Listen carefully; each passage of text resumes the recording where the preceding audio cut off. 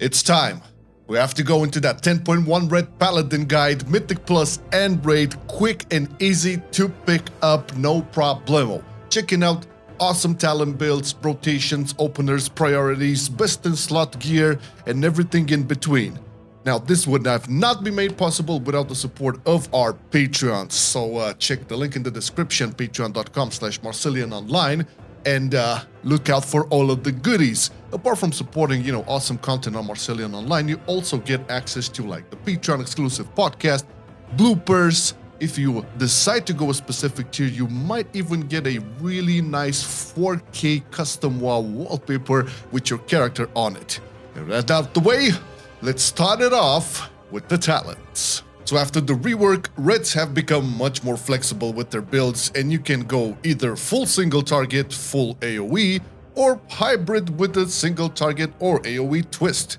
We're going to have all the talent builds in the description so you can easily import and name them accordingly. Now, just to make it smoother to understand, let's take a look at a couple of key talents that make or break the builds.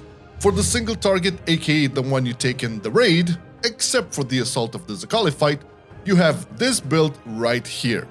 This will be your build throughout the whole raid, bumping some serious single target damage with a little bit of cleave too. The key talents that make this build are, first of all, Blades of Light, making your Crusader Strike, Judgment, Hammer of Wrath, and your single target Holy Power spenders deal Holy Strike damage. This is unique to Paladins as it combines holy and physical damage into one.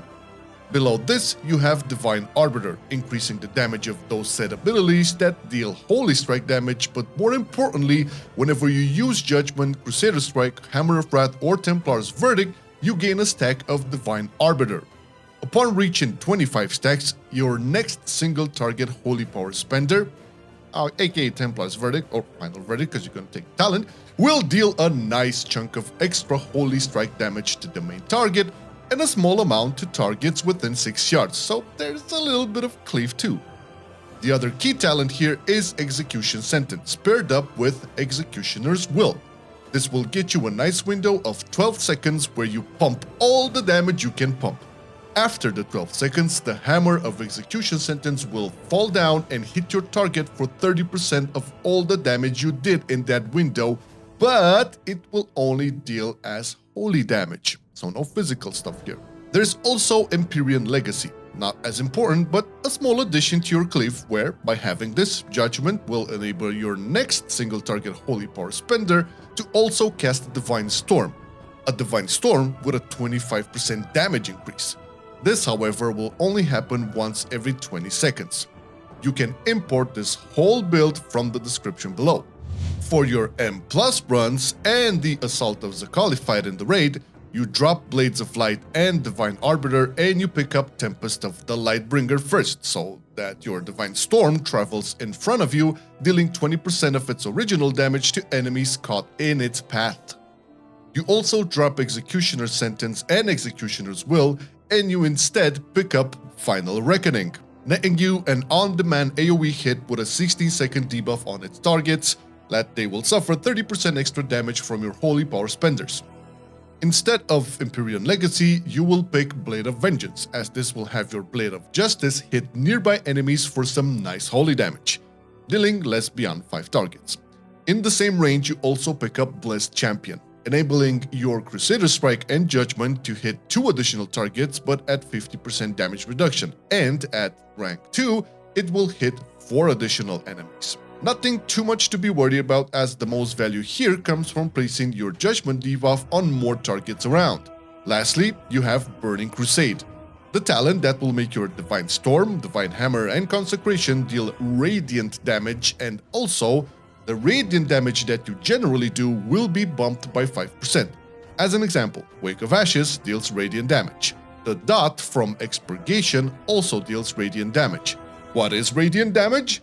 Well, it's yet another combo between fire and holy damage. To finish up the AoE build right after Burning Crusade, you get Searing Light. This will provide all your radiant damage abilities a chance to call down a nice explosion of holy fire, dealing a good chunk of radiant damage and also dropping down Consecration. The damage is great, but it is reduced beyond 8 targets. This build is once again ready to import from the description. There are more specific and hybrid builds that you will find in the description, and those are generally used to min-max as much as you can. You can check them out 100%, but if you plan on doing heroic rating and lots of 16s and higher, these two builds should be quick to pick up and super efficient. Oh, by the way, the general talent tree kind of never changes. You can opt out for more utility or more CC depending on your preference and scenario you're in, but the damage dealing stuff remains like this.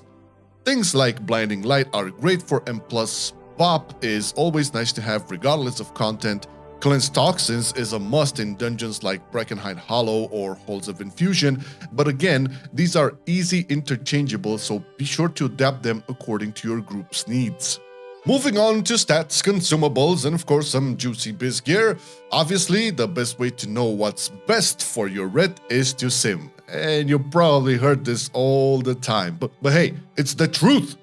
Now, if you cannot be bothered, a general rule of thumb when it comes to stats is item level, meaning strength, being the best possible stat for any Retribution Paladin. This is followed up obviously by versatility. Critical strike and haste are pretty close to each other. I'd say once you get close to 16 to 17% haste, then you can just focus on versatility and critical strike all the way. Mastery tends to be kind of your last priority this time around. Now, based on these, you can look to bag up some Knight's Enchants. Your weapon should always be enchanted with Sophic Devotion, cause this will increase your strength and you love strength. Chest should have weakened stats for obvious reasons. Get the Fierce Armor Kit for your legs, having a nice bump in stamina and strength. Cloak should be enchanted with Graceful Avoidance, making you just a tad more tanky and also reducing fall damage. Braces will be more or less the same with Devotion of Avoidance. Your belt will have Shadowed Belt Clasp, yet another nice bump to stamina. Boots will make you a little bit more fast with Plains Runner's Breeze enchant. And lastly, rings will go with Devotion of Versatility. If you have some free sockets, always go for the Resplendent Illuminated Diamond for the main stat and versatility, while the others should all be filled with Radiant Malachite, granting you crit and versatility. For your daily consumables, any type of feast will do just fine in terms of food, but if none is available, always have some Faded Fortune cookies laying around, for that nice main stat increase. If you are in a Mythic Plus dungeon and died, you can also go with Revenge Served Cold, a nice dish that will bump up your critical strike and versatility. Get the Phial of Tepid Versatility as your main choice in phials. The Elemental Potion of Ultimate Power would be the best potion to use in any serious encounter, and Buzzing Roots for your weapon to, once again, get a bump to your critical strike. Now, the optimal gear for Retribution is still something to sim, so regardless of what you see on this list, be sure to sim yourself first before equipping anything. The 4 set is obviously great to have, but if you don't have it or only have 2 set, make sure to still use your old 4 set in dungeons and in AoE scenarios in general, while only equipping your 2 set on pure single target fights. Once you get your full 4 set from the new season, you can use it in all content, forget about the old one. Your first embellishment should be the Unstable Frostfire Belt. This applying a 10-second dot to your target, and once the target dies while under this dot, they will leave a nice area of 50% slow for all mobs to get for 8 seconds. Second embellishment should be the Shadowflame Tempered Armor Patch, this one being easy to add on almost any crafted item that is not a tier slot. And lastly, the Frostfire Leg Guards of Preparation will be great to have, especially in Mythic Plus, where you will switch a lot to different mobs, enabling this to stack up a nice haste bonus. Now, for your Bisp weapon, you can obviously go craft an Obsidian Seared Claymore, and this only until you get your hands on Ashkander, Fall of the Brotherhood. The sword that will drop from Echo of Nultarion will be your ultimate weapon of choice in Season 2, and it will have your auto attacks get a small chance of striking again, dealing a good chunk of Shadowflame damage that is doubled against humanoids. Your best trinket hands down will be the Beacon of the Beyond. Pretty hard to obtain as it drops from the last boss of the raid, and it is a rare drop at that, but once again, if you get it and upgrade it, it will stay in your slot for a long time. If you're just starting out, the Zaqali Chaos Grapnel is also very good within its item level range, but again, it will fail in performance when compared to Beacon or even Elementium Pocket Anvil, which will be great in single target, or maybe Niltarion's Call to Chaos, which is good in single target and great in AoE. This one is a good all-rounder. Ret is one of those specs that benefits a lot from the previous 10.07 Primordial Stone Amulet. So yes, this does mean that if you don't have your Onyx Amulet, better head to the Forbidden Reach and start farming those stones in keys. You will need the Desirous Bloodstone, the Prophetic Twilight Stone, and the Storm-Infused Stone for Mythic Plus, with the Storm-Infused Stone to be replaced with Freezing Ice Stone for single target. As a general, the amulet will be your biz all season for single target and can possibly be replaced for Mythic Plus if you get your hands on a giga high item level ring that could potentially sim higher for you. Otherwise, you're super safe to go with the Onyx Amulet for the whole season regardless of content. For the other ring slot, if you have the last raid's Seal of Diurnus chosen at least from Heroic, you should be set for a long time. Otherwise, look for any ring that gives a good chunk of versatility and crit. Ring of Frozen Rain from the Vortex Pinnacle is great, as well as the Band of the Worm Matron from Niltarion's Lair. There is a lot more to get into when it comes to gearing, and if you really want to get in-depth with your red, apart from simming everything you can, be sure to check out Bola's Ret Paladin guide from Wowhead. It's gonna be in the description, and also join the Hammer of Rat Discord as well. If not, then this should set you up pretty nice. Now let's get into the rotation, starting it off with the opener in single target based on the talent builds we discussed earlier. First, cast Blade of Justice to make sure its cooldown is rolling. Then Judgment, pop Avenging Rat, use your unused trinket and your damage potion. Next up, cast Execution Sentence, Hammer of Rat next, then Templar's Verdict, Wake of Ashes, Templar's Verdict again, and lastly, Divine Toll. After this, you have to take into account the priority for Reds. This is basically when a lot of stuff is on cooldown and you have 2 or 3 abilities available. The priority will let you know what to press first out of those 2 or 3 abilities that become available.